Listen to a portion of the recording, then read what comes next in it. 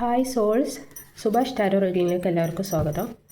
ഇന്ന് നമ്മൾ നോക്കാൻ പോകുന്നത് നിങ്ങളുടെ പേഴ്സൻ്റെ കറൻറ്റ് ഫീലിംഗ് ആണ്. ഞാൻ ലൈവിൽ വരാത്തതെന്ന് പറഞ്ഞാൽ കുറച്ച് തിരക്കും കാര്യങ്ങളൊക്കെ ഉണ്ട്. അപ്പോൾ അതാണ് വരാൻ കഴിയാത്തത്. അതുകൊണ്ട് എന്നോട് ക്ഷമിക്കണം. കഴിയുന്നത് വരാൻ നോക്കുന്നുണ്ട്, പക്ഷെ സമയം കിട്ടുന്നില്ല, അതാണ്.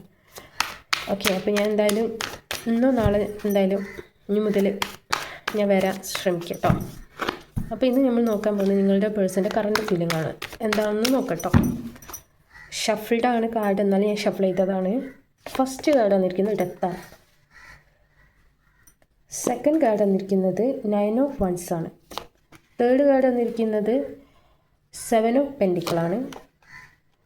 5 of cups, 8 of once,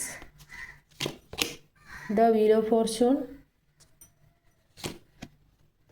2 of cups, 2 of pentacle,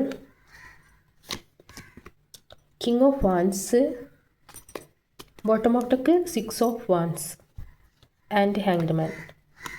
okay. അപ്പോൾ നമുക്ക് റീഡിങ്ങിലേക്ക് എടുക്കാം. കാണുന്നു എന്ന് പ്രതീക്ഷിക്കുന്നു. ഓക്കെ, ഡെത്ത് കാർഡ് എന്ന് പറഞ്ഞാൽ മരണദേവതത്തിൻ്റെ ഒരു കാർഡുണ്ട്. പക്ഷെ ഒന്ന് വിചാരിച്ചിട്ട് നിങ്ങൾ പേടിക്കാൻ നിൽക്കണ്ട, മരണത്തൊന്നുമല്ല. ഓക്കെ, ഇതിൽ പറയണമെന്ന് പറഞ്ഞാൽ നിങ്ങളെന്തോ ഒരു സിറ്റുവേഷൻ, അതായത് ഇത്രയും ദിവസം നിങ്ങൾ എന്താണോ നിന്നിരുന്നത്, അതായത് സങ്കടപ്പെട്ടിരുന്നത്, ആ ഒരു സിറ്റുവേഷൻ എൻഡ് ആവുന്നു എന്നുള്ളത് ഒരു സിഗ്നലാണ്. എന്നിട്ട് ഒരു പുതിയൊരു ബിഗിനിങ് ആണ് ഇവിടെ ആരംഭിക്കാൻ പോകുന്നത്. ഓക്കെ, അതിനെ സൂചിപ്പിക്കുന്ന ഒരു കാർഡാണ് ഡെത്ത് കാർഡ്. എന്ത് സിറ്റുവേഷൻ ആയിരിക്കും, നിങ്ങൾ ജീവിതത്തിലുള്ള കാർമിക് സിറ്റുവേഷൻ ആയിരിക്കാം, അല്ലെങ്കിൽ വേറെ ബോണ്ടിങ്ങോ, അങ്ങനെ എന്തെങ്കിലും ഒരു വഴക്കോ, അല്ലെങ്കിൽ എന്തെങ്കിലും ഒരു പ്രശ്നങ്ങളോ, അല്ലെങ്കിൽ വാട്ടവർ എന്തോ ആവാം. അങ്ങനെയുള്ളൊരു സിറ്റുവേഷന് എൻ്റെ ഇമോഷണലായിട്ട് നിങ്ങൾ തളർന്നിട്ടുണ്ടാവുക. ആ ഒരു സിറ്റുവേഷനൊക്കെ ഒരു ഭയങ്കര പെയിൻഫുൾ സിറ്റുവേഷനൊക്കെ ആയിരിക്കാം. ആ ഒരു സിറ്റുവേഷന് എൻഡ് ആവുന്നു എന്നുള്ളൊരു കാർഡാണ്. ഓക്കെ, ആരതാണോ നോക്കുന്നത് അവരുടേത്. ഓക്കെ, അവരുടെ ആ ഒരു സിറ്റുവേഷന് എൻഡ് ആവാൻ പോവുകയാണെന്നാണ് പറയുന്നത്. എന്തൊക്കെയോ ഒരു വിഷമഘട്ടങ്ങളോ അല്ലെങ്കിൽ എന്തെങ്കിലും കാര്യങ്ങളോ അതൊക്കെ എൻഡ് ആവുന്നു എന്നാണ് ഇവിടെ കാണിക്കുന്നത്. ചിലപ്പം ഈഗോ ഡെത്തായിരിക്കാം, വാട്ടവർ എന്തോ ആയിരിക്കാം. പക്ഷേ അവർ നിങ്ങളെ വാച്ച് ചെയ്യുന്നുണ്ട്, നിങ്ങൾ സോഷ്യൽ മീഡിയയിൽ സ്റ്റോക്ക് ചെയ്യുന്നുണ്ട്. പക്ഷേ അവർ അവരുടേതായ ബൗണ്ടറി സെറ്റ് ചെയ്ത് വെച്ചിരിക്കുകയാണ്. ഇത് ആർക്ക് റെസനേറ്റ് ആവുമെന്ന് അറിയില്ല. ജനറൽ റീഡിംഗ് ആണ്, ടൈംലെസ് റീഡിംഗ് ആണ്. നിങ്ങൾക്ക് എപ്പോൾ വേണമെങ്കിലും വാച്ച് ചെയ്യാവുന്നതാണ്.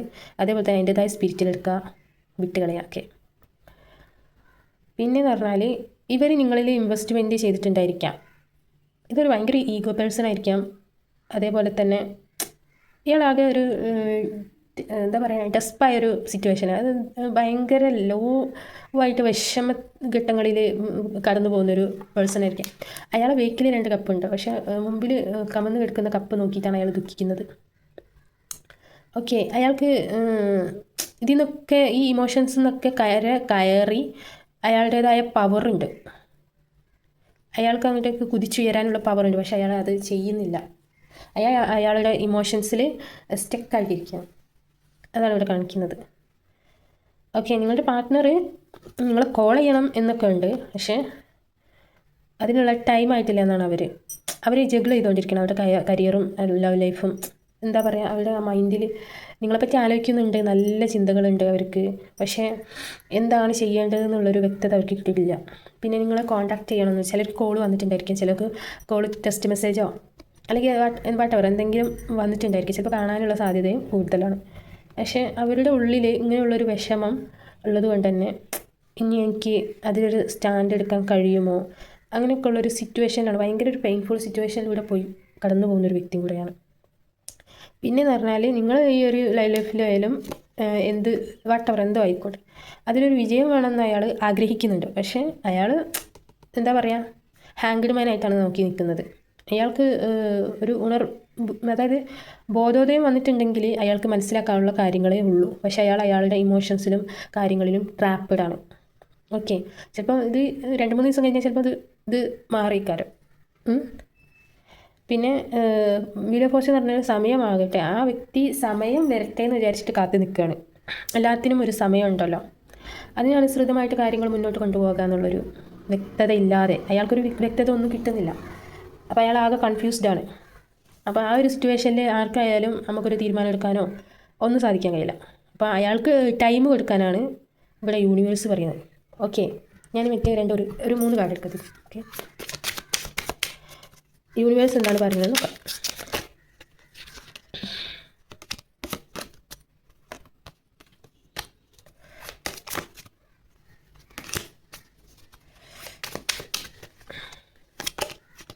One 2 card.